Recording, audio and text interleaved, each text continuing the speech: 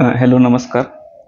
आपण MPSCचे पेपर पाहतच आहोत, पण अनेक जण TCS आणि IBPSचे पण एक्झाम देतात आणि त्यांची मागणी होती TCSचे 1-2 पेपर सोडून कसा अप्रोच करायचा त्याबद्दल सांगायचं. तर आपण तलाठ्याचा पेपर घेतला मागच्या वर्षी झालेला 23 साली 17/8ला 9 ते 11 फर्स्ट शिफ्टमध्ये झालेला पेपर हा. याचे 25 प्रश्न गणिताचे पाहू आणि वेगळं काय करायचं ह्या परीक्षांना सामोरं जाताना ते एक पाहू. वेगळं तसं पाहिलं तर तेच आपली 20 मिनिटाची प्रॅक्टिस येते, दुसरं काहीच येत नाहीत. शेवटचे 25 प्रश्न येते.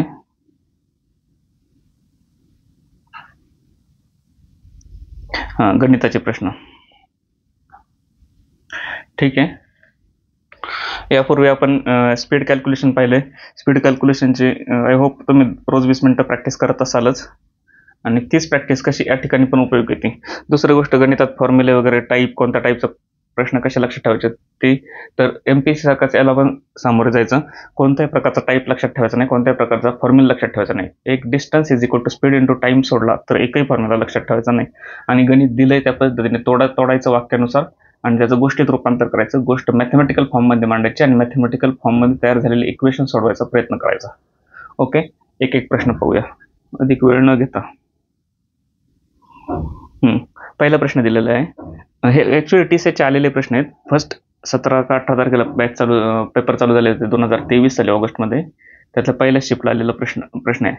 आणि जे जवळपास जे तलाठी सिलेक्टेड झाले त्यांना गणितात जवळपास बऱ्याच जणांना आउट ऑफ स्कोअर आहे. त्याच्यामुळे हे पेपर फायद्याचे आहेत. किंवा पुढे तुम्ही तलाठी भरती किंवा TCSच्या अन्य जो भरती असतील त्याला अप्रोच करत असाल तर गणितात पैकीच्या पैकी मार्क्स घेणं हे महत्त्वाचं ठरतं. पहिला प्रश्न. आता काय दिले, सर्व गुहा लेण्या आहेत. ह्या सर्व गुहा काय आहेत? लेण्या. आलं लिहिता. काही गुहा घरे आहेत. हे झालं सर्व गुहा लेण्या आहेत, काही गुहा घरे आहेत. आता इथलची काही गुहा घरे आहेत, घरांचं सर्कल झालं. त्यातल्या ह्या ज्या काही गुहा आहेत त्या घरं आहेत. ओके, आता निष्कर्ष काय दिले बघू. हे विधान झाली. निष्कर्ष, काही घरे लेण्या आहेत, काही घरे लेण्या आहेत, ही घरं. आता इथलची घरं काय झाली? लेण्या झाली ना, लेण्याचं सर्कल आहे, लेण्यामध्ये आली इथलची घरं. पहिलं निष्कर्ष बरोबर आहे. दुसरा निष्कर्ष पाहूयात. काही लेण्या गुहा आहेत, काही लेण्या, ह्या लेण्यातल्या इथलच्या लेण्या घेतल्या आपण तर ते काय 100% गुहा झाल्यात. म्हणजे हे लेण्या पूर्ण ह्या लेण्या मोठ्या सर्कलपैकी इथलच्या काही मधल्या लेण्या घेतल्या तर त्या गुहा होतात हे पण निष्कर्ष बरोबर आहे. म्हणजे याचं उत्तर आलं 3 नंबर. निष्कर्ष 1 आणि 2 दोन्ही तर्कसंगत आहेत समजलं. नेक्स्ट 2 नंबरचा प्रश्न. जर A म्हणजे भागिले, B म्हणजे गुणिले, C म्हणजे एडिशन, D म्हणजे सबट्रॅक्शन तर खालीलपैकी कशाचे उत्तर 35 आहे. आता याच्यातलं कोणत्याचं उत्तर 35 येईल? आपला नियम काय? बॉड मास. ब्रॅकेट आधी सोडवायचं, नंतर ऑफ म्हणजे चाचीचे, नंतर डिव्हिजन म्हणजे भागिले, मल्टिप्लिकेशन गुणाकार, ॲडिशन आणि सबट्रॅक्शन अधिक आणि वजाबाकी. तर ब्रॅकेट तर कुठंच नाही, ऑफ किंवा चाचीचे पण कुठंच नाही आहे. तर डिव्हिजन मल्टिप्लिकेशन. आता डिव्हिजनमध्ये आपण डिव्हिजनला काय म्हणलंय इथं? डिव्हिजन हे म्हणजे ए आणि मल्टिप्लिकेशनला काय म्हणलंय? B. आता ह्या गोष्टी तर आपल्याला आधी सोडवायच्या, नंतर ॲडिशन सबट्रॅक्शनच्या त्या C आणि D आहेत. तर A वरून पण मल्टिप्लिकेशन, कोणत्या पण 2 संख्यांचं मल्टिप्लिकेशन सरळ होतंच. फक्त आपण कुठं कॅच करू शकतो. आता एक एक पर्याय घेऊन सोडवलं तर सोडवता पण येईल, पण वेळ जाईल. त्याच्यापेक्षा आपण डिव्हिजनच्या दृष्टीने गेलो तर त्याला A जिथं येईल तिथं भाग जाणारी संख्या असेल.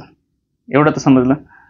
कारण आपलं उत्तर जे 35 येणार आहे नंतर ते पॉईंटमध्ये नाही आहे, फ्रॅक्शनमध्ये नाही येते.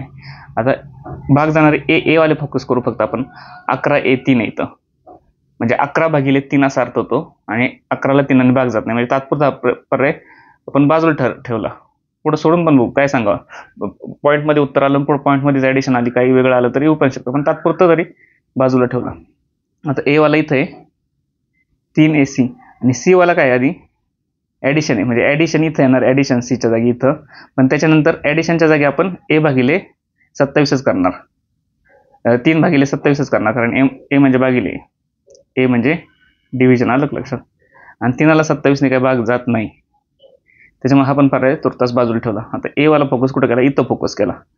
पण त्याच्या आधी डी आहे, ॲडिशन आहे, म्हणजे हे आपण सोडू शकतो. आणि याला भाग जातोय का?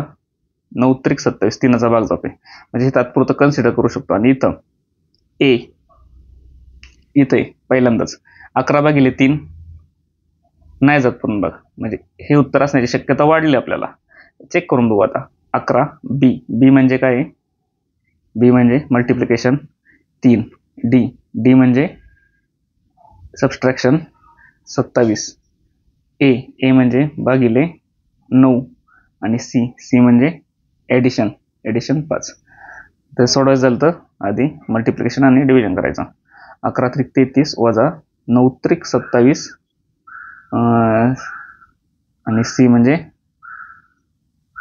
अधिक 5, म्हणजे 33 मधून 3 गेले, 30 अधिक 5 35. आलं पर्याय नंबर 3 नंबर. आलं लक्षात? सोडवायला प्रत्येक ऑप्शनमध्ये ह्या अधिक वजाबाकी गुणाकार भागाकार टाकून चेक करू शकतो आपण, पण वेळ वाचवण्यासाठी आपल्याला पकडायला पॉईंट कुठे शिल्लक राहतोय? भागाकारावरच पॉईंट शिल्लक राहतोय, कारण पूर्ण भाग गेला पाहिजे. कधी कधी भागाकाराच्या आधी पण लक्ष ठेवायचं. तर भागाकार म्हणजे दिलं ए, पण एच्या आधी येतं, इथं डी दिलं आणि डी सबस्ट्रॅक्शन, म्हणजे त्याच्यामुळे एवढा फरक नाही. पण इथं गुणाकार आधी असू शकतो, म्हणजे दोघांचा गुणाकार करून भागण्याचा प्रयत्न करायचा. ते पॉईंट लक्षात ठेवा. पुढचा प्रश्न 3रा, सरळ रूप द्या. आता बॉडमास परत हा ब्रॅकेट आधी सोडवायचा आपल्याला. कोणता? आतला ब्रॅकेट आधी येईल हा, नंतर हा बाहेरचा ब्रॅकेट येईल, बरोबर? आतला ब्रॅकेट सोडवला. इथं किती आले? -4 × 4, 4 × 4 16, -16, 4 चौक 16, वजा 16, वजा 16, हे वजा 2 त्याला गुणाकाराला असणार आहे, कारण ब्रॅकेटच्या बाहेर येते, म्हणजे ऑफचं आहे, चाचीचे. ब्रॅकेट म्हणजे काय? ऑफच थोडक्यात. म्हणजे -16 × -2 32 + 32, म्हणजे आता ह्या ब्रॅकेटमध्ये काय शिल्लक राहिलं? 13 + 16 दुने 32, असं वजा, हे सोडू शकतो आता, भागाकार घेऊ शकतो. आणि 7 वजा इकडं, 3 5 15, 5. आलं लक्षात? हे झालं 7 वजा. आता हा ब्रॅकेट सोडवायचा ना आपल्याला. 32 आणि 13, 32 आणि 10 42 आणि 3 45, आणि वजा किती शिल्लक आहे? 5. आता किती आलं याचं? 7 वजा 45 वजा 5, वजा 45 म्हणून 5 गेले, अजून मागे गेलो आपण, वजा 50 पर्यंत आलो. आणि 7 -50 -43. ओके, पर्याय नंबर 1. समजलं? पुढचा प्रश्न पाहू. खाली दिलेल्या अक्षरसमूहाच्या जोड्यांमध्ये व्यक्त झालेल्या समान संबंधाचे उत्तम प्रतिनिधित्व करणाऱ्या अक्षरसमूहाची जोडी निवडा. आता याला हे वायला ए, जेला एन, आरला एक्स असं आले, तर तसंच याला पण आले. तसं अजून कोणती जोडी मिळते ते काढायचे आपल्याला. आपण सुरुवातीला समजा ABCD लिहून घेतली. ABCD EFG HIJ KLMN OPQ RS TUVWXYZ. Y नंतर काय आले? ए घेतलाय, वाय नंतर एक सोडलाय, असं असतं बरं. काही इकडून इकडे गेलो, इकडून इकडे आलो, परत इकडे गेलो क्लॉकवाईज. वाय नंतर ए येतोय, म्हणजे झेड मध्ये एक सोडलाय, इथं एक सोडलाय. नंतर जे वरून वाय वरून एला येताना एक सोडलाय, एक. नंतर झेड वरून जे वरून एन ला जाताना, जे वरून एन, जे कुठे? इथं आहे एन, एन इकडे, म्हणजे 1 2 3 सोडलेत, इथं 3 सोडलेत.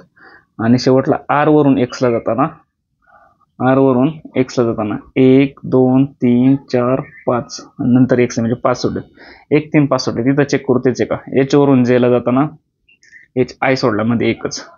डी वरून एच ला जाताना, डी वरून 1 2 3 सोडले, एच, तेच लॉजिक लागलं जे सोडायचं ते 1 3 5 अशा पद्धतीने मधले सोडलेत. आता ओ वरून यू ला जाताना, ओ वरून यू ला जाताना 1 2 3 4 5. तर आता असा पर्याय शोधायचा ज्यात पहिल्यांदा इथपासून इथपर्यंत जाताना 1 सोडलाय, नंतर दुसऱ्या वेळेस 3 सोडलेत, आणि तिसऱ्या वेळेस 5 सोडलेत. आता के वरून जी ला जाताना, के वरून जी मागं आला, म्हणजे पहिला पर्याय तर इथं कॅन्सल झाला. के वरून एफ, के वरून एफ परत मागच येतो, दुसरा पण पर्याय कॅन्सल झाला. एक्स वरून झेड, एक्स वरून एक सोडून झेड आला, म्हणजे हा कन्सिडर करू शकतो आपण तिसरा पर्याय. आणि याच्यात काय लिहिले? पी वरून टी, पी वरून 1 2 पी वरून टी कुठं गेला, 1 2 3 सोडून टी घेतला इथं, एकच सोडायला पाहिजे होता, म्हणजे हाच पर्याय 3 नंबर.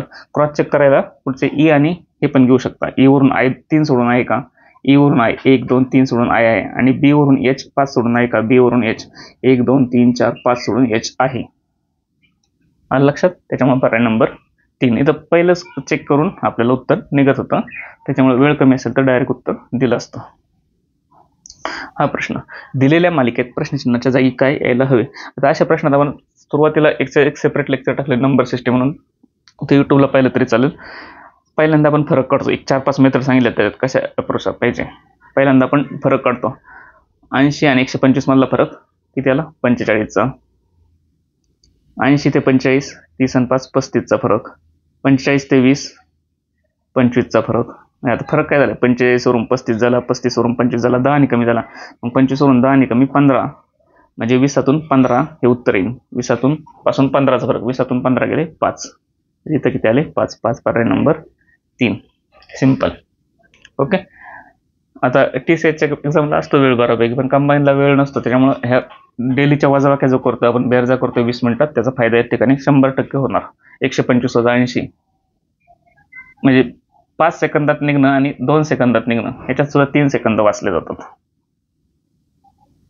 पुढचा प्रश्न, दिलेले निष्कर्ष बघा, विधानं आणि परत निष्कर्ष, त्याच टाईपचा वरच्या टाईपचा प्रश्न आला होता. काही डाळी कडधान्य आहेत. काही डाळी, आता डाळीला समजा कडधान्य आहेत, कडधान्य. ओके. काही कडधान्य बिया आहेत, काही कडधान्य बिया आहेत. आता काही कडधान्य म्हणजे इथालची कडधान्य बिया आहेत असं माझं म्हणणं आहे, असं त्यांचं म्हणणं आहे. तर हे मी सर्कल असं पण घेऊ शकतो, पण शक्यता आहेत, लिहिताना घेताना आपण असंच घ्यायचं. जर ते म्हणले काही बिया डाळी असण्याची शक्यता आहे का, शक्यता आहे ना, ही शक्यताच असंच घेऊ शकतो. आता तात्पुरतं फक्त असंच काढा, हे डॉट डॉट वाले काढू नका, पण ती शक्यता लक्षात ठेवा. लक्षात. आता बहुतेक बिया काजू आहेत, बहुतेक बिया, बहुतेक म्हणजे जास्तीत जास्त बिया अशा काजू आहेत, या काजू. हा पण काजूचा सर्कल पूर्ण यांना आपण कव्हर करून असू शकतो, शक्यता आहे, पण आता तात्पुरतं त्यांनी जसं दिलं त्याच्यानुसार. निष्कर्ष काय दिले, काही डाळी बिया आहेत, काही डाळी, ह्या डाळी बिया आहेत. कुठलचीच डाळ बी नाही ना, बिया इकडे चालू होतात पर. त्यांनी म्हणलं असतं काही डाळी बिया असण्याची शक्यता आहे, शक्यता होऊ शकते असं डॉट डॉटचं सर्कल, पण स्पष्ट म्हणले काही डाळी बिया आहेत. ते म्हणतात आहेत, आपण म्हणायचं नाही. नाहीची कंडिशन ट्रू ह्या विधानानुसार होती का, होते, कारण आपण सर्कल बाजूला मांडलेले आहेत. काही डाळी बिया आहेत, चुकलं. काही डाळी बिया असण्याची शक्यता आहे का, आहे शक्यता, असे बियाचं सर्कल केलं असतं आपण. काही कडधान्य काजू आहेत, काही कडधान्य, ही कडधान्य काजू आहेत, काजू इकडं, ही कडधान्य इकडे आहे, काजू इकडे आहे, नाही असण्याची शक्यता आहे का, आहे. काजूचं सर्कल कुठून पण जाऊ शकत होता, त्याच्यामुळं आहेत म्हणल्यामुळे नाही म्हणायचं, त्यांना क्रॉस केलं आपण. दोन्ही विधानं निष्कर्ष तर्कसंगत नाही. पर्याय नंबर 3. लक्षात. शक्यता असणे आणि त्यांनी ठाम म्हणले, त्यांनी ठाम म्हणलं तर आपण त्यांचा ऑपोज करायचं, ऑपोज करून ती शक्यता तयार होती का, होत असली तर तेच उत्तर मानायचं. पण ते म्हणले शक्यता आहे का, शक्यता आहे का, शक्यता तयार करण्याचा प्रयत्न करायचा. जर असेल तर असेल, पण ते जर म्हणले आहेतच, काही डाळे बिया आहेतच, त्यांचं म्हणणं आहेतच, तर नसण्याची शक्यता आहे ना. पुढचा प्रश्न, पाईप X आणि Y हे टाकी भरणारे पाईप आहेत. जर पाईप Z हा टाकी रिकामी करणारा पाईप आहे, X आणि Y अनुक्रमे 144 100 मिनिटात टाकी भरू शकतात. आता आपलं जे लेक्चर त्यांनी बघितले वर्कचं, ते लगेच लिहितील. Distance is equal to speed into time.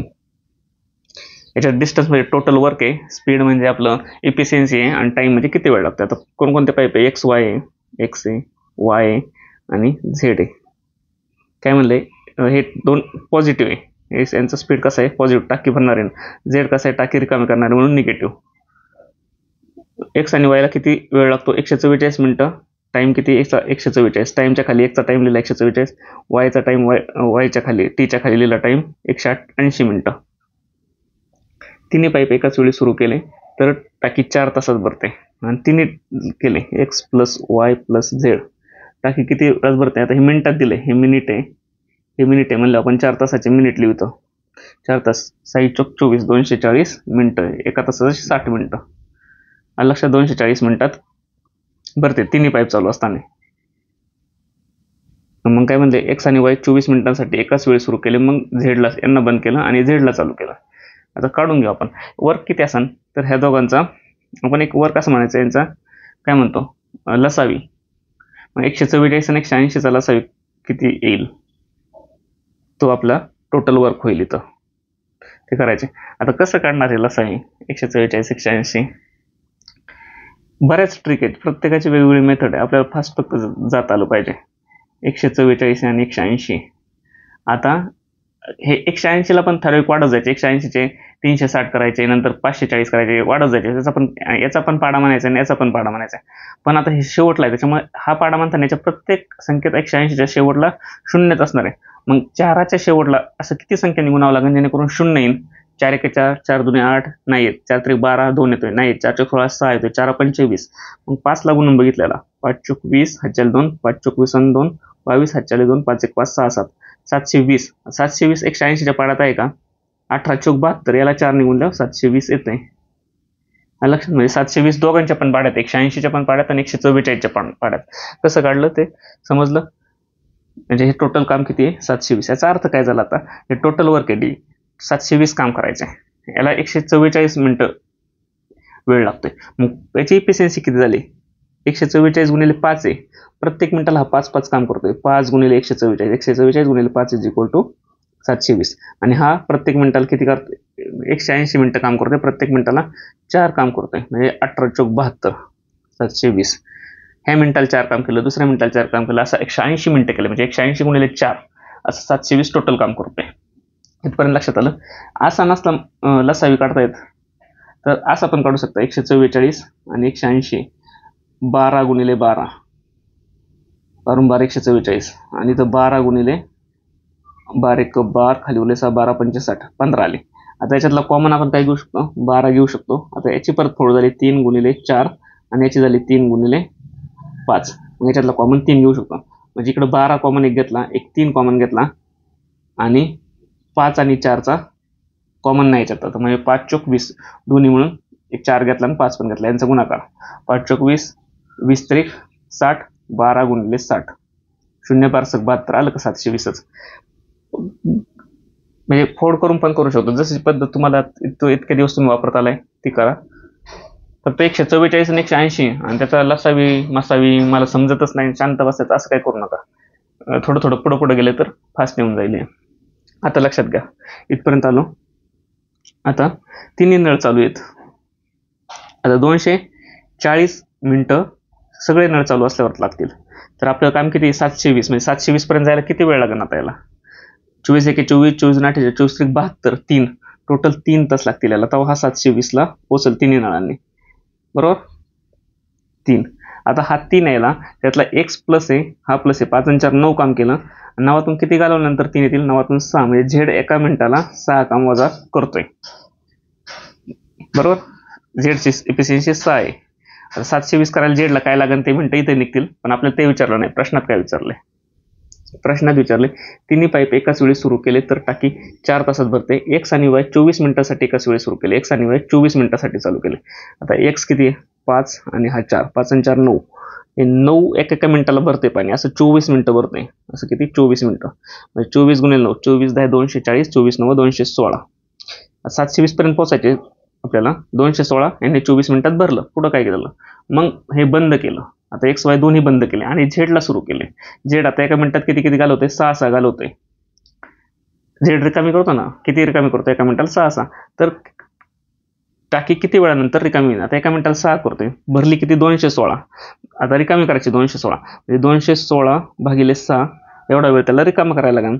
6 त्रिक 18, खाली उरला 3, 6 6 36, आलं 36 मिनिटं झेडला रिकामा करायला लागेल. प्रश्न जसा विचारला त्यानुसार आपण स्टोरी समजून जात राहिलो. ओके, पुढचा प्रश्न 7वा झाला. समजला हा प्रश्न? अडचण असेल तर काय कमेंटमध्ये विचारा. पुढचा प्रश्न घेऊ 8वा. 4 शब्दांच्या जोड्या दिल्या आहेत, त्यापैकी 3 विशिष्ट प्रकारे समान आहेत, एक वेगळी आहे, ती वेगळी जोडी निवडा. देवमासा, वेल, काप, कोल्हा, शिंगरू, सील, पप, बकरी, कोकरू. बकरीचं कोकरू हे तर माहिती आहे आपल्याला, आणि शिंगरू काय कोल्ह्याचं नसतं. आणि हे माहीत नसले तर यांच्याबरोबरच असणार आहे ते, म्हणजे कॉलला शिंगरून असणार आहे, म्हणून पर्याय नंबर 2 घोडा शिंगरू असतो ना. ओके, पुढचा प्रश्न. इंग्रजी वर्णमालिकेत क्रम आधारलेल्या दिलेल्या मालिकेत प्रश्नचिन्हांच्या जागी काय येईल? आता बघा, परत हे पहिलं घ्यायचं. एल पासून एफ कसा आला, एफ पासून झेड कसा आला, झेड पासून टी, टी पासून पुढचा. आता इथं लिहिलेले मी ABCD उलट्या क्रमाने, सुईच्या क्रमाने. एल पासून एफ. आता एल कुठं येतं? जे के एल. एल पासून एफ 1 2 3 4 5 मागं सोडून एफ आला. एफ नंतर झेड. एफ नंतर झेड परत अँटी क्लॉकवाईज येतोय.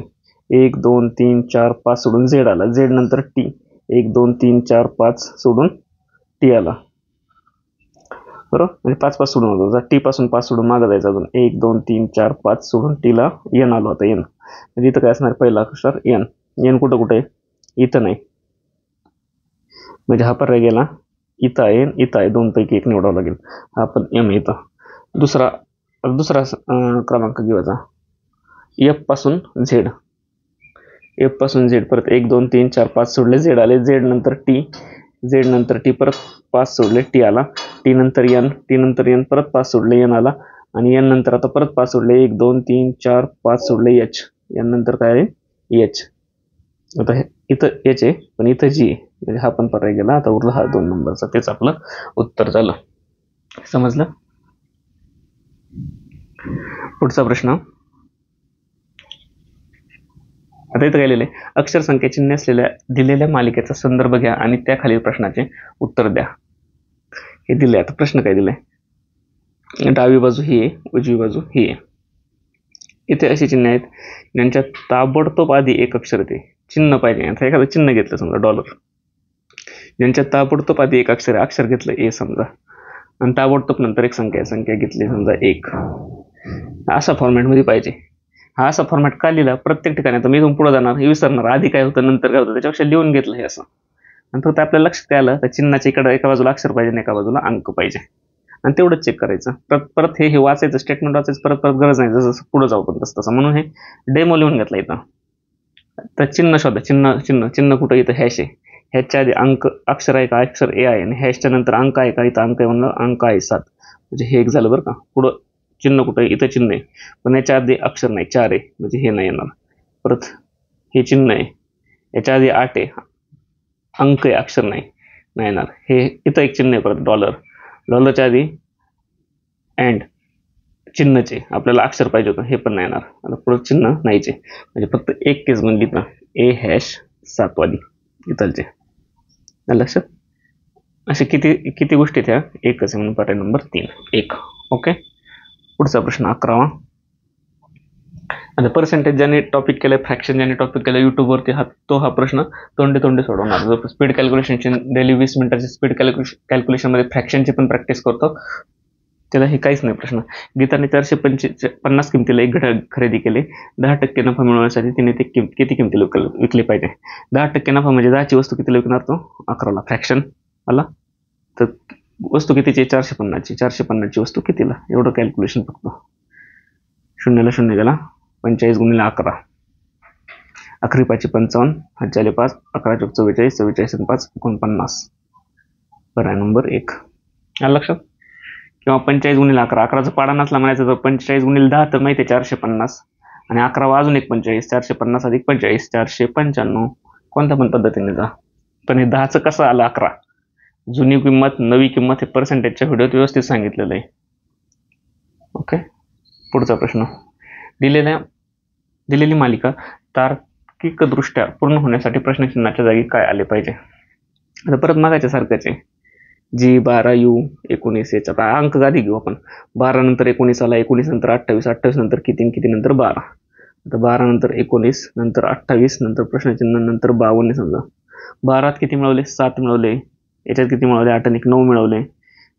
हे 7 9 11 असू शकतात तिथं, नाही तर 13 असू शकतात. क्रॉस चेक करून बघू. 28 मध्ये 11 मिळवले. 28 आणि 11 किती? 38 39. इथं जर 39 घेतले तर 39 मध्ये 13 मिळवले. 52 येतात, काय येतात? म्हणजे 39 परफेक्ट बसलं. म्हणजे हे विषम संख्या 7 9 11 13. म्हणजे इथं 39 उत्तरात मधला अंक 39 पाहिजे. इथं एक 39 आणि इथं एक 39. हे 2 पर्याय तर गेले. आता हे 2 पर्याय आहेत. पहिलं PP इथं पण आहे, त्याच्यामुळे ते चेक करण्यात अर्थ नाही. आता शेवटचं चेक करू, I का H. यू नंतर Q आलाय, यू इथं आहे, त्याच्यानंतर Q 1 2 3 सोडून Q आला, Q नंतर M 1 2 3 सोडून M आला, M नंतर परत 3च सोडून बघू आपण, 1 2 3 सोडून I, आणि I नंतर 3 सोडून E येतोय का, 1 2 3 सोडून E येतोय. म्हणजे किती असला पाहिजे, I इथं शेवटचा I पाहिजे, I इथं H आहे, म्हणजे पर्याय नंबर 2. ओके, समजलं. पुढचा प्रश्न, एका मुलाला एका संख्येस 12ने गुणण्यास सांगितले. ही समजा संख्या एक्स, एक्सला त्याला 12ने गुणण्यास सांगितलं, हे त्याचं उत्तर झालं. परंतु त्यांनी काय केलं, 21ने गुणले. म्हणजे ही संख्या एक्स, त्याला गुणलं 12च्या ऐवजी 21ने, आणि त्याचे उत्तर अचूक उत्तरापेक्षा 63 जास्त आले. अचूक उत्तर किती आहे, x + 12, याच्यापेक्षा 63 जास्त, म्हणजे हे चुकीचं उत्तर आहे. लक्षात, म्हणजे अचूक उत्तर x × 12, त्याच्यात 63 जास्त मिळवले तर त्याचं चुकीचं उत्तर ते x × 21. ज्या संख्येला गुणायची ती संख्या किती, म्हणजे x किती.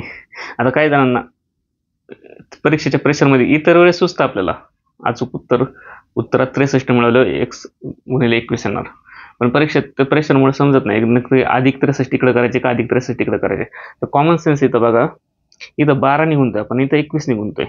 12ने गुणल्यानंतर एक्सला 12ने गुणल्यानंतर ती संख्या साहजिकच कमी राहणार ना, आणि एक्सला 21ने गुणल्यानंतर ती संख्या मोठी राहणार. मोठ्या संख्येपर्यंत पोहोचायला कमी संख्येतच 63 मिळवावे लागतील. जर प्रेशरमध्ये एक्झाम हॉलमध्ये सुचलं नाही तरी अशा पद्धतीने पण तुम्ही विचार करू शकता. सोडवलंय, 12x अधिक 63 = 21x. 21 मधून हे 12 अधिक इकडे गेले, वजा झाले, 21 मधून 12 गेले, 8 आणि 1 9x = 63. मग x = 9 असतं, 63 7, पर्याय नंबर 2. ओके, पुढचा प्रश्न 14वा. राहुल एक काम 20 दिवसात करू शकतो, रोहन 30 दिवसात. दोघांनी एकत्र म्हणून कामाला सुरुवात केली आणि 6 दिवस पूर्ण कार्यक्षमतेने काम केले. त्यापैकी आणि त्या पुढील 6 दिवसात त्यांच्या निम्म्या कार्यक्षमतेने काम केले. आधी 6 दिवस फुल, नंतर हाफ. उरलेल्या कालावधीत दोघांनी पूर्ण कार्य आणि उरलेल्या कालावधीत परत पूर्ण नाही केले. तर आता लिहा आपलं मगाच्यासारखं, डिस्टन्स = स्पीड × टाइम. आता इकडे कोण कोण आहे, रोल राहुलचा एक रोल आहे आणि दुसरा कोण आहे, राहुल आणि रोहन. एक काम 20 दिवसात करू शकतो. राहुल किती दिवसात, 20, म्हणजे राहुलच्या पुढं आणि टाइम टीच्या खाली 20 लिहिलं. रोहन 30 दिवसात, रोहनच्या पुढं टीच्या खाली 30 लिहिलं. दोघांनी एकत्र म्हणून कामाला सुरुवात केली. आता याला 20 दिवस लागतात, याला 30 दिवस. यांचा लसावी किती येणार, 20 आणि 30च्या पाड्यात असणारी संख्या, 20 × 60 आणि 30 × 2 = 60, म्हणजे टोटल काम 60 आहे. इथपर्यंत समजलं. आणि हा राहुल एका दिवसात किती करतोय, त्याला 20 दिवस लागतात आणि 60 कामापर्यंत पोहोचायचे. म्हणजे दररोज तो 20 × 60 3 काम करत असणार आहे ना, 20 × 60, आज 3 केलं, उद्या 3 केलं, असं 20 दिवस केलं, म्हणजे 20 × 60 असं काम झालं. आणि याचं 30 × 2 = 60. मग हा एका दिवसात किती करत असणार आहे, 2, आज 2, उद्या 2, परवा 2, असं करत करत 2 × 30, 2 × 30, 30 × 2 = 60 काम केलं. दोघं मिळून करायला लागले तर 3, याची इफिशियन्सी, स्पीड म्हणजे याचा इफिशियन्सी झाला, आणि 2 म्हणजे याची इफिशियन्सी झाली. 3 आणि 2 5, दोघांनी मिळून जर काम केलं तर एका दिवसाला ते 5 काम करू शकतील. आता पुढे प्रश्नात काय विचारले, दोघांनी मिळून काम केलं तर किती दिवस लागतील असं नाही विचारलं. तर काय केलंय, 6 दिवस पूर्ण कार्यक्षमतेने काम केलं. आता कुणी, दोघांनी मिळून, दोघं मिळून एका दिवसात 5 काम करतात. आता 6 दिवस केलं म्हणजे 6 × 5 काम त्यांनी पूर्ण कार्यक्षमतेने केलं, ते झालं 30. 30 कामापर्यंत आलो, आपल्याला पोहोचायचे 60 पर्यंत, आलोय आपण 30 पर्यंत. आता नंतर काय केलं, त्या पुढील 6 दिवस त्यांनी काय केलं, निम्म्या कार्यक्षमतेने. आता इथं त्यांची कार्यक्षमता 5ची आहे इफिशियन्सी. आता पुढचे 6 दिवस ते 2.5नेच करतात निम्म्या कार्यक्षमतेने, म्हणजे 2.5 किती दिवस, 6 दिवस, म्हणजे 6 × 2.5 एवढं काम पुढच्या 6 दिवसात केलं. 6 × 2 = 12 आणि 3 15 काम त्यांनी संपवलं पुढच्या 6 दिवसात. टोटल किती कामापर्यंत आले, 30 आणि 15 45 काम संपवले त्यांनी. आता 6 आणि 6 12 दिवस झाले जवळपास, बरं का. पुढं काय विचारलंय,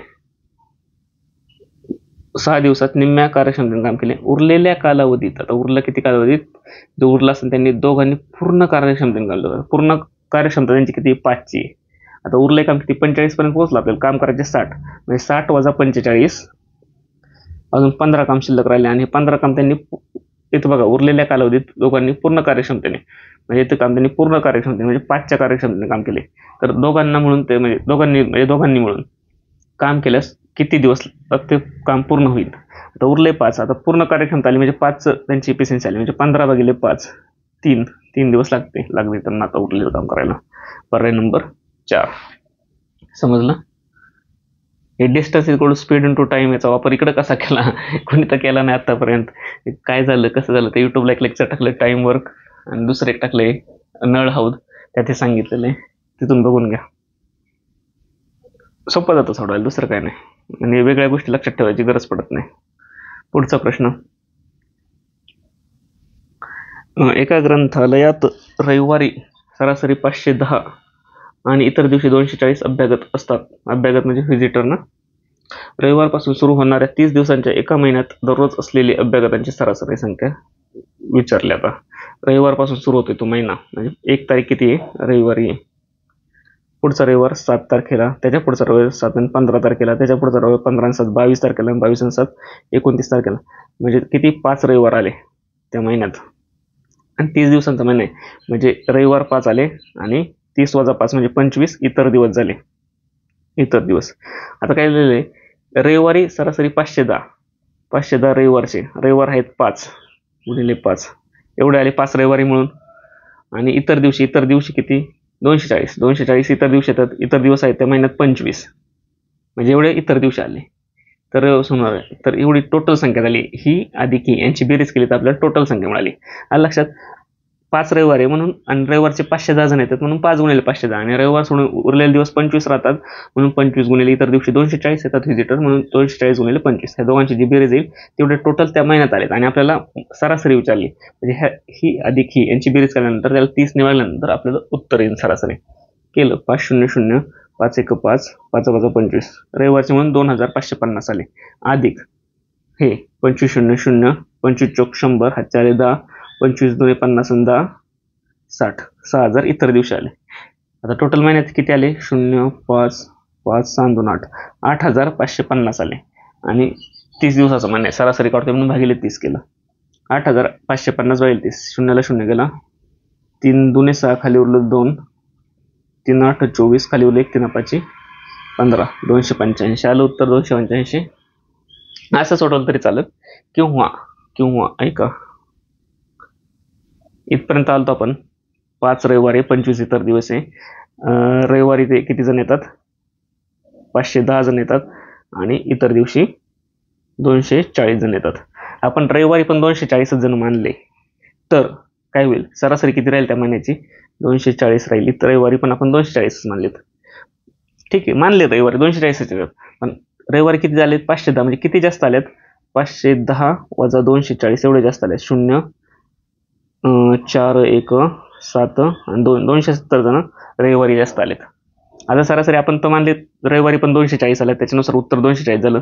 पण रविवारी 270 जास्त येऊन पडले. असे किती रविवार आहेत 5 रविवार आहेत म्हणजे 270 गुणिले 5 एवढे लोक जास्त आले आपण मानलेल्या सरासरीपेक्षा. मग किती जास्त आले 0 आणि 27 5 5 5 7 35 4 3 5 2 3 13 1350 लोक जास्त आली. सरासरी आपली 240 त्या महिन्याची, पण आपल्याला 1350 लोक जास्त आली रविवारमुळं 5 रविवारमुळं. तर 1350 लोक आपण 30 दिवसात डिस्ट्रीब्यूट केली, तेवढी सरासरी याच्यात वाढल. 30 दिवसात डिस्ट्रीब्यूट केले 1350 लोक म्हणून 30 ने भागलं. शून्याला 0 गेला. 3 चौक 12 खाली उरला 1 3 5 15 म्हणजे 45 आकडा प्रत्येक दिवशी जाईल. हे 1350 जे जास्तीचे आलेले लोक 30 दिवसात आपण वाटले तर प्रत्येक दिवसाला 45 लोक जास्त येईल. आपण सरासरी 240 मांडली होती, प्रत्येक दिवसाला अजून 45 लोक दिली तर 240 अधिक 45 285 उत्तर झालं. ह्या पद्धतीने पण काढू शकतो. पुढचा प्रश्न. जर 2.5 वर्षांसाठी वार्षिक 5% दराने एका विशिष्ट रकमेवर चक्रवाढ व्याज 104.05 असेल तर सरळ व्याज किती. 5% दर आहे. आपल्याला बेसिक पर्याय वगैरे बघावं बरं. इथं काय म्हणलंय चक्रवाढ व्याज, इथं म्हणलंय सरळ व्याज, आणि वर्ष आणि दर सेम दिलेला आहे. चक्रवाढ व्याज जास्त असतं सरळ व्याज जास्त असतं. चक्रवाढ व्याज जास्त असतं. मग याचं उत्तर सरळ व्याज किती असलं विचारलंय. 104.05 पेक्षा सरळ व्याज कधी पण कमी येणार. बरोबर. आणि 104 पेक्षा कमीवाला पर्याय कोणता आहे? हा 215 आहे, हा 225 आहे, 125 आहे, हा 100 आहे. 104 पेक्षा कमी फक्त एवढा एकच पर्याय. म्हणजे गणित सोडवायची सुद्धा गरज नव्हती. फक्त सरळ व्याज, चक्रवाढ व्याज सरळ व्याजापेक्षा जास्त येतं, एवढं जरी लक्षात आलं असतं त्या ठिकाणी तरी ठीक आहे. तुम्ही म्हणलं तर समजा त्यावेळेस आले असे ऑप्शन, पण 104च्या खाली पर्याय आले, अजून 95 इथं ऑप्शन आहे, याच्या जागी 95 ऑप्शन आहे, याच्या जागी 90 आहे, तर काय करायचं? तर सोडवायचं. सरळ व्याज चक्रवाढ व्याजावरचा युट्यूबवरचा व्हिडिओ बघा, कसं काढायचं. 5% लगेच तुम्ही काढणार, 2 वर्षासाठी तरी काढणार, 10.25 होतील. नसलं माहीत तर ते पण विसरून गेला, समजा जो टेबल शिकवला होता तो पण विसरून गेला. तर 100चे किती होणार एका वर्षाने? 105 होणार. आणि दुसऱ्या वर्षाने किती होणार? ए अधिक बी प्लस ए बी, ए अधिक बी प्लस ए बी अपॉन 100. हे शिकवलंय सरळ व्याज चक्रवाढ व्याजात. म्हणजे 5 पहिल्या वर्षीचे, दुसऱ्या वर्षीचे परत 5, आणि 5 5 25 गेले 100. 5 आणि 5 10 अधिक 0.25 म्हणजे 10.25. दुसऱ्या वर्षी किती होणार? 105 झाले, आता त्याच्यात 110.25 होणार. इथपर्यंत कळलं? आता तिसऱ्या वर्षापर्यंत नाही गेलो, 2.5 वर्ष गेलो, 6 महिने गेलो. आता 6 महिन्याला हे 5% नाही, आपल्याला 2.5% घ्यावं लागतील 6 महिन्यासाठी. वर्षाचा असतं तर 5% घेतलं असतं. आता ह्या ए बी मध्येच आपला ए किती झाला? आता पहिला ए जो वाढलाय तो 10.25, बी आता 6 महिन्यासाठीच वापरले. 6 महिन्यासाठी किती झाले? 5%च्या ऐवजी किती झाले? 2.5%. मग हे 2.5% अधिक ए बी, म्हणजे हा ए आणि हा बी, 10.25 गुणिले 2.5 भागिले 100. यांची बेरीज केली, 10 आणि 2 12, आणि 0.5 आणि 0.25 12.75 अधिक हा गुणाकार केला, 25 हा 5 125, ह्याच्याले 12 25 जुने 50 12 62, ह्याच्याले 6 25 0 0 6 6 25 1 25 भागिले 100. आणि हे 1 2 आणि 3 पॉईंट आधीच इकडे आले, आणि हे खालचे 100चे 2 पॉईंट अजून इकडे, म्हणजे 0.25 725 आलं. आता 12.75 अधिक 0.25 625, हे 625 झाले, 0.75 0.25 शून्य झाले, आणि खालचा गेला म्हणजे 13 आलं, 13.725. म्हणजे 2.5 वर्षानंतर ही रक्कम कुठपर्यंत आली? आता 113.000625 पर्यंत आली. इथपर्यंत लक्षात आलं? आता 100च्या 2.5 वर्षानंतर किती होतं?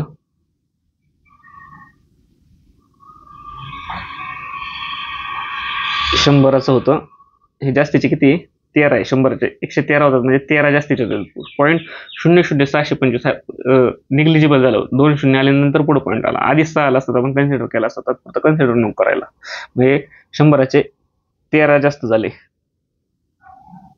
आणि 100चे 113 झाले, ते 13 जास्त झाले, तेच काय? चक्रवाढ व्याज 104 आहे. म्हणजे 100वरती हे 13 जे होतात, 13 म्हणजेच किती? 104 आहे. तर आपल्याला इकडे काढायचं आहे, रिव्हर्स इंजिनिअरिंग केल्यासारखं. ते कसं गुणाकार केला? हा गुणाकार 104 गुणिले 13 आणि भागिले हा तिरकाच गुणाकार 104 गुणिले 100 आणि भागिले 13. 13 13 13 54 3 5 5 27 78 3 7 91 3 8 104. चुकतंय काय? 2 मिनिटं. चक्रवाढ वजन किती आले? 100चे 13. हां बरोबर आहे, 2 मिनिटं. 100चे किती झाले? 113. म्हणजे 100वरती 13 हे चक्रवाढ व्याज झालं. तर आपलं चक्रवाढ व्याज किती लिहिलंय? 104. तर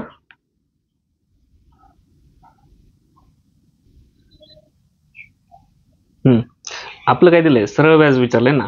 मग सरळ व्याज किती होणार आहे? हे 2.5 वर्षासाठी चक्रवाढ 100चं 113 होणार आहे, आणि सरळ व्याज किती होणार आहे? 100चं 2.5 वर्ष 100चं 5%. 5%, 2 वर्ष, पहिल्या वर्षी 5, दुसऱ्या वर्षी 5, 5 आणि 5 10 झालं, पुढच्या वर्षी अर्धा म्हणजे 12.5 होणार, म्हणजे 112.5 होणार आहे. लक्षात? म्हणजे 100वरती चक्रवाढ व्याज किती वाढणार आहे? हे 13 वाढणार आहे, आणि हे मात्र किती वाढणार आहे? 12.5 वाढणार आहे. आणि हे 13 म्हणजेच किती? हे 13 म्हणजेच इथं लिहितो खाली, 13 म्हणजेच 104 आहेत, 104.05 आहेत. तर आपले 12.5 म्हणजे किती? 13 1 13 13 3 5 5 13 78 3 7 91 3 8 104, 8 आलं, आणि 8 गुणिले 12.5 किती आलं 12.5 गुणिले 8 फ्रॅक्शन पार्ट असले तर 1/8 म्हणजे 12.5 आहे, म्हणजे 100 येणार यांचा गुणाकार, आणि तेच आपलं उत्तर आहे. समजलं? समजा चक्रवाढ व्याज, सरळ व्याज आणि हे एबीचं हे गोष्ट कशी वापरले याचा एक सेपरेट व्हिडिओ युट्यूबवरती टाकलेला आहे. काय फॉर्म्युला, इतर फॉर्म्युला लक्षात ठेवण्याची गरज नाही, आणि ए बी पण जो टेबल पार्ट असला तर ए बी पण लक्षात ठेवण्याची गरज नाही. टेबलमध्ये आपण 5 आणि 5 2 वर्षासाठी तर 110.25 पर्यंत आलेलोच आहे, फक्त पुढचं एवढं कॅल्क्युलेशन बाकी राहतंय त्याच्यानुसार, आणि हे कॅल्क्युलेशन पण काही जड नाहीये. प्रश्न 1 मिनिटाच्या आसपास सुटण्याजोगाच आहे हा. 1 मिनिट नाही, हे पहिलं ऑप्शन जर कमी असले तर 1 मिनिटापेक्षा, आणि ऑप्शन जर असेच असले तर प्रश्न 10 सेकंदात सुटला पाहिजे. इंग्रजी वर्ण क्रमानुसार दिलेल्या मालिकेत प्रश्नचिन्हाच्या जागी काय आले पाहिजे? परत मागायच्या पासून सारखंच, एन नंतर एफ कसा येतोय? एन नंतर एफ, 1 2 1 2 3 4 5 6 7 8 सोडून मागे एफ आलाय. नंतर एक्स, एफ पासून एक्स, 1 2 3 4 5 6 7 7 सोडून एक्स आलाय. एन नंतर आधी एफ बघू आपण, 1 2 3 4 5 6 7 7 सोडून एफ आलाय. नंतर परत 7 सोडलेत. नंतर एक्स पासून 7 सोडून बघू, 1 2 3 4 5 6 7 क्यू. 2 मिनिटं.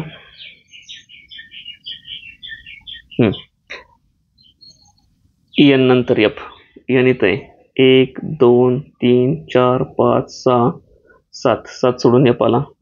एफ नंतर एक्स, 1 2 3 4 5 6 7 सोडले, आणि एक्स नंतर आता परत 7 सोडले, 1 2 3 एक्स नंतर 7 सोडायचं ना,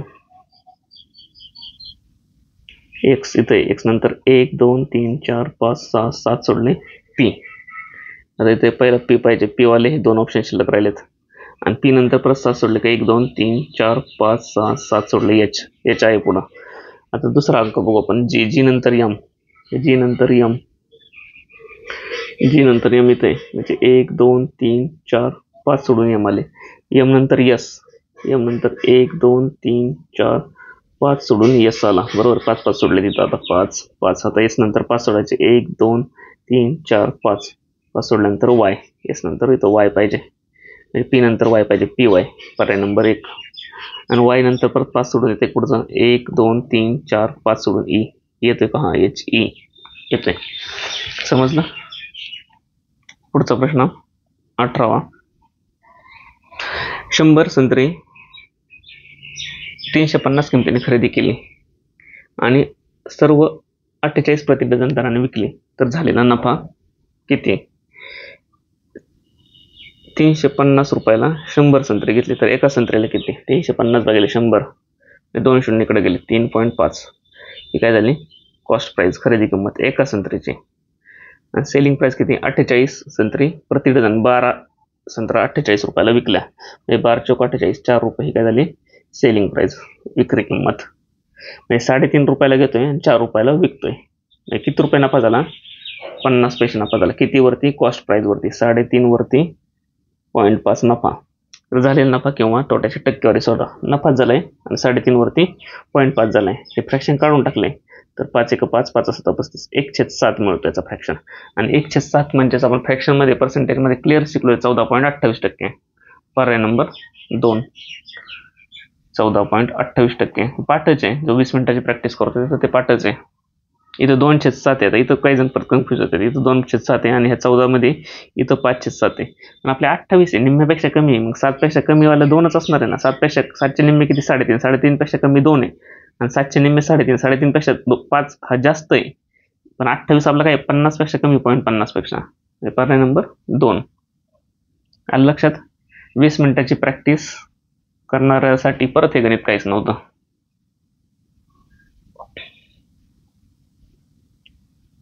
परत सरळ व्याज, चक्रवाढ व्याज. जसे किती 5 दराने 3 वर्षासाठी 1500 वरील सरळ व्याज किती? आपलं काय शिकलोय सरळ व्याज चक्रवाढ व्याजात, 100च्या बाजूने जायचं आणि त्यांनी दिलेल्या अमाऊंटच्या बाजूने जायचं.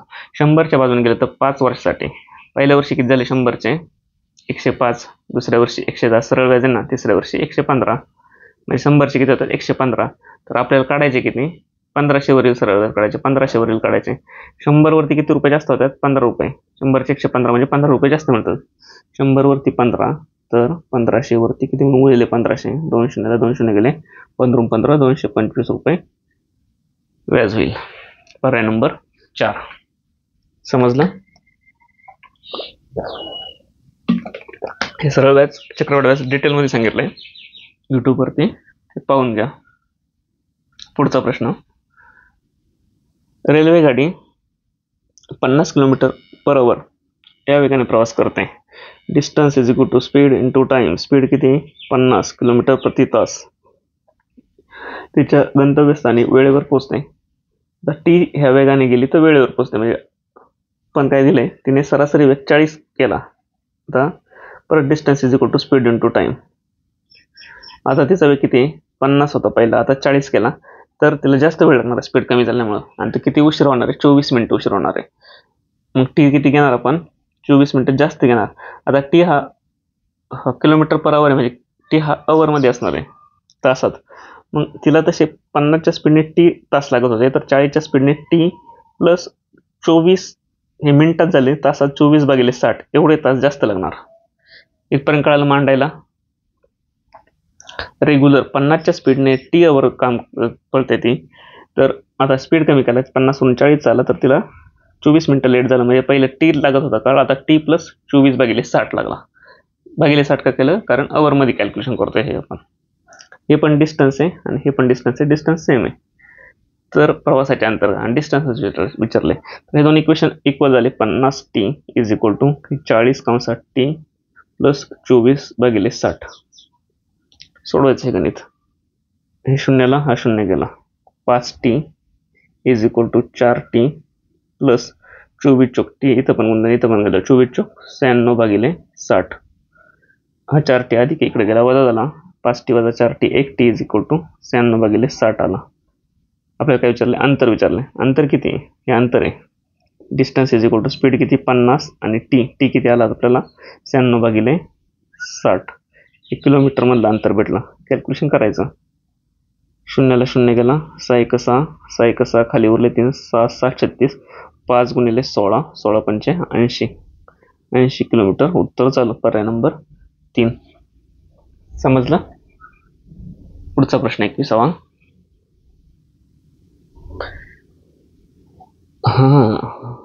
सोडवा प्रश्न सोपा आहे. हातमोजे हातात घालतो, पट्टा कमरेत असतो, मोजे तळव्यात असतात, टाय गळ्यात असतो का पायाच्या घोटात असतो? पर्याय नंबर 1 टाय पायाचा गोटा. पण त्याच्यात वरती काय विचारलंय प्रश्न? हे आपण कोड काढलं, पण या प्रश्नात काय विचारलं? या शब्दांना अर्थपूर्ण मराठी शब्द मानले जावे आणि शब्दातील अक्षरे व्यंजन स्वरांच्या संख्येच्या आधारे त्यांचे गट पाडले जाऊ नयेत. अर्थपूर्ण मराठी शब्द, हा अर्थपूर्णच मानले आपण. हे असं नाही म्हणलं 4 शब्द आहे, इथं 2 आहे, इथं 2 आहे, 2 ला 3, इथं 2 ला 3, असं नाही म्हणलं. अर्थपूर्ण मराठी शब्द मानले जावे, अर्थपूर्णच मानले. पर्याय नंबर 1. पुढचा प्रश्न 22वा. दिलेल्या मालिकेत प्रश्नचिन्हाच्या जागी काय आले पाहिजे? 5 15. आता जो नंबर सिरीजचा व्हिडिओ टाकला यूट्यूबवरती, त्यात शिकवलेलं आहे 161 प्रश्नचिन्ह 1475 की आधी डिफरन्स काढायचा, नंतर डिफरन्समध्ये नाही सुटलं तर मल्टिप्लिकेशन करायचं. पण या ठिकाणी बघितल्या समजून जात आहे. हे 3च्या आसपास पट केलेली आहे, इथं पण 3चे पट केलेली, इथं पण 3 पट केलेलं आहे. मग किती केलं एक्झॅक्ट? गुणिले 3 केले, 5 त्रिक 15 अधिक 2 केले, 17 आहे. 5 त्रिक 15 2 17. परत गुणिले 3 अधिक 2, 17 त्रिक 51 अधिक 2 53. 53 गुणिले 3 अधिक 2, 53 गुणिले 3 तोंडी 50 गुणिले 3 150 आणि 3 त्रिक 9 159. 159 मध्ये हे 2 मिळवले 161 आलं.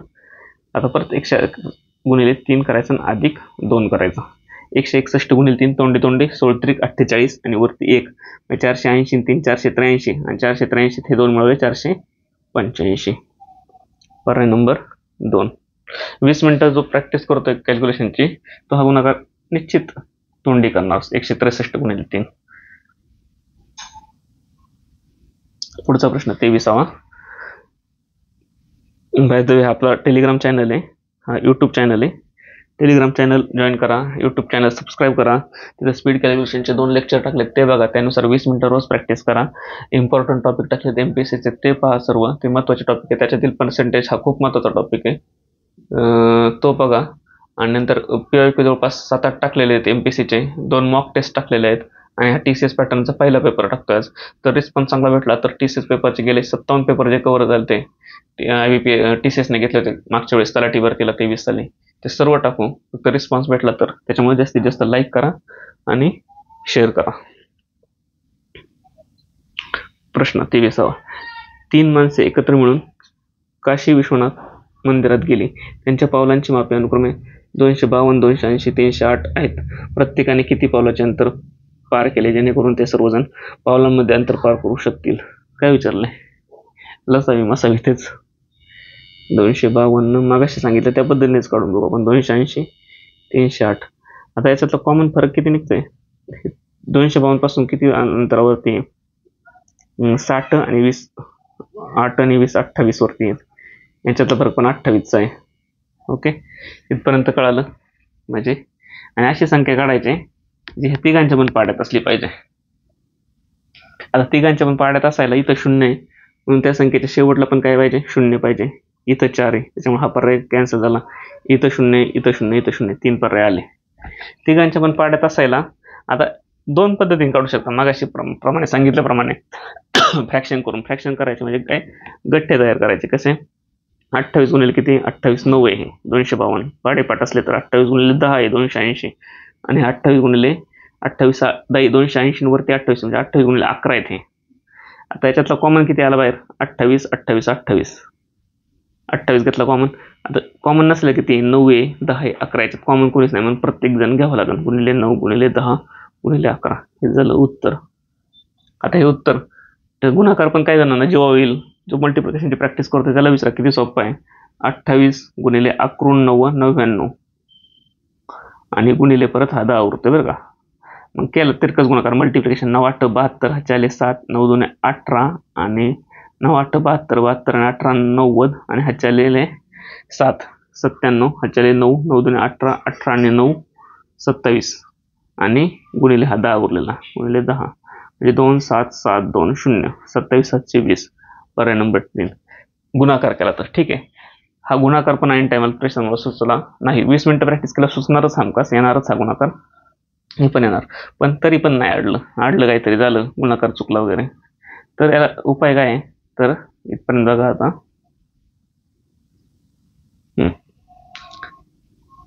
28 गुणिले 9. आता येणारी संख्या 28च्या पाड्यात पाहिजे, 9च्या पाड्यात पाहिजे, 28 10च्या पाड्यात पाहिजे, 11 28च्या 11च्या 10च्या पाड्यात म्हणून शेवटला 0 हा एक ऑप्शन कॅन्सल केला आपण. आता पुढं 9च्या पाड्यात पाहिजे, म्हणजे सगळ्या अंकांची बेरीज किती पाहिजे? 9च्या पट्टीत पाहिजे. इथं केली, इथे झाली 7 आणि 2 9, 9 6 15, 15 आणि 28. 9च्या पट्टीत आहे का? नाही, मग हा पर्याय गेला. 7 आणि 2 9, 9 7, 9 आणि 7 16, 16 आणि 3 19, हा पण पर्याय गेला. उरला हा. आता मग हाच उत्तर असणार. 7 आणि 2 9, 9 7 9 7 16, 16 आणि 2 18, 18 9च्या पट्टीत आहे का? 9 2 18. ठीक आहे. हे अजून याच्यातले असते 9च्या पट्टीत, तर याची पण फोड करू शकतो ना. 4 गुणिले 7, मग हा 4च्या पण पट्टीत पाहिजे, 7च्या पण पट्टीत पाहिजे. याची पण फोड करू शकतो ना आपण. 5 गुणिले 2. नंतर याची फोड करू शकतो 11ची. 11ची फोड होणार नाही, म्हणजे 11 पण भाग गेला पाहिजे परफेक्ट. अशा प्रकारे आपण कोणत्या पण मेथडने सोडवू शकतो. जे सोपे वाटते ते मेथड लक्षात ठेवा. पुढचा प्रश्न. जर 54 किलो धान्य, हा याच्यावरती एक युट्यूबला व्हिडिओ टाकला इम्पॉर्टंट टॉपिकमध्ये, वर्क टाइम काहीतरी. तर डायरेक्टली प्रपोर्शन आणि युनिव्हर्सली प्रपोर्शन कसं असतं, समप्रमाण आणि व्यस्त प्रमाण, ते जर कन्सेप्ट समजली असली तर हे गणित पण काहीच नाही आहे. जरी MPSCत शिकवलंय आणि TCSला आले तरी पण. कसं ते बघायचं आता. 54 किलो धान्य 35 घोड्यांना 21 दिवस लागतं. 72 किलो धान्य 28 घोड्यांना किती दिवस लागेल? आता काहीतरी प्रमाण मानलं आपण, घोडे प्रमाण मानलं. 35 घोडे. आता घोडे 35 आहे, त्यांना धान्य समप्रमाणात येईल का व्यस्त प्रमाणात? वाढून बघायचे. घोडे आपल्या तबेल्यात घोडे वाढवले तर धान्य जास्त लागणार आहे. समप्रमाणात असल्यावरती खाली लिहायचं छेदाला 54 किलो धान्य. कारण समप्रमाणात असल्यास 35 समप्रमाणात 54 आहे आणि ते कॉन्स्टंट K म्हणून इक्वल करतो आपण. म्हणजे 35 = K 54 होतं आणि 35 भागिले, आता हा इकडे गुणिले 54 आहे, हा भागिले 54 येणार, म्हणजे के राहणार, म्हणजे तो भागाकार येणार. म्हणजे समप्रमाणातल्या गोष्टी आपण भागाकारासाठी नेतो आणि व्यस्त प्रमाणातल्या इन्व्हर्सली प्रोपोर्शनवाल्या वस्तू आपण गुणाकाराला आणतो, कारण ते पुढं वंचित असतात. त्या वर्क टाइमच्या व्हिडिओत व्यवस्थित सांगितलेलं आहे, ते व्यवस्थित बघा, डायरेक्टली प्रोपोर्शन, इन्व्हर्सली प्रोपोर्शन. ठीक आहे, कुठपण आलं, तो गोडे वाढवले तर धान्य वाढेल, समप्रमाण आलं म्हणून भागाकाराला घेतलं. तर पुढं 21 दिवस. आता गोडे वाढवले तर दिवस काय होतील, ते धान्य संपायला कमी दिवसात धान्य संपणार आहे, गोडे कमी केले तर जास्त दिवसात संपणार आहे. म्हणजे इन्व्हर्सली प्रोपोर्शन आहे, एक वाढलं तर एक कमी होते. इन्व्हर्सली प्रोपोर्शन असल्यावर त्यांचा गुणाकार करायचा. 35 गुणिले 21 दिवस झाले हे इज इक्वल टू, आता काय विचारले, 72 किलो धान्य. धान्याच्या ठिकाणी धान्य घेतले 72, 28 गोडे, गोड्यांच्या ठिकाणी गोडे घेतल्यावरती 28 गुणिले किती दिवसात, डेजच्या ठिकाणी डेज घेतले. झाले, एवढं सोडवायचं. 35 गुणिले 21 भागिले 54 इज इक्वल टू, डेजच्या ठिकाणी डेज घेतले, खाली 72 भागिले, इकडं आणले 72 गुणिले, आणि इकडं 28 वरती गुणिले, खाली आणले 28. एवढे दिवस राहिले, सोडून बघा. 72 कितीचा भाग जाते, 18 त्रिक 54, 18 चौक 72, 4 एक 4, 4 7 28, 7 त्रिक 21 ला 21 गेले, म्हणजे डेज किती राहिले, 35 डेज. पर्याय नंबर 2. समजलं. आता हे गोडे दिवस तुम्हाला लिहायला समजले, परीक्षेत लिहायचं 35, 21, 54 असंच लिहायचं. माहिती ना, आता खाली धान्य घेतले 54, पुढे इज इक्वल टूच्या पुढे खाली धान्यवालाच 72 येणार. पहिले गोडे आहेत, मग इथं गोडेच येणार 28, हे 21 वाला दिवसावाला, मग इथं दिवस येणार x. अशा पद्धतीने. समजलं. हा पण प्रश्न, तिसरा प्रश्न आला ह्याच टाईपचा. एफ नंतर फरक कितीचा आहे तो काढायचा, एन नंतर फरक कितीचा आहे, डब्ल्यू नंतर कितीचा आहे, तसंच के पासून एम किती, ओ पासून एम किती, आर पासून एम किती, आणि त्या पद्धतीने कोणतं मॅच होते. लक्ष समोरच्या जोडीतील सहसंबंधपणे समान संबंध पाहिजे दर्शवणारे. इथपर्यंत तुम्ही आला असला, 24 प्रश्न बघितले असतील तर हा प्रश्न तुम्ही मनाने सोडवा. कमेंटमध्ये सॉल्ट अँड करेक्ट म्हणून टाका, करेक्ट उत्तर हे त्याचं. ओके, पाहिल्याबद्दल थँक्यू. हा टेलिग्राम चॅनल आहे, नक्की जॉईन करा. यूट्यूब चॅनल आहे, सबस्क्राईब करा आणि जास्तीत जास्त शेअर करा, जेणेकरून जास्तीत जास्त फायदा होईल. आणि लिटरली रिस्पॉन्स चांगला आला तर 2023ला झालेले 57 पेपर तलाठीचे आपण घेऊ एका मागे एक. एवढा अवघड नाही आहेत हे पेपर. ओके, पाहिल्याबद्दल थँक्यू.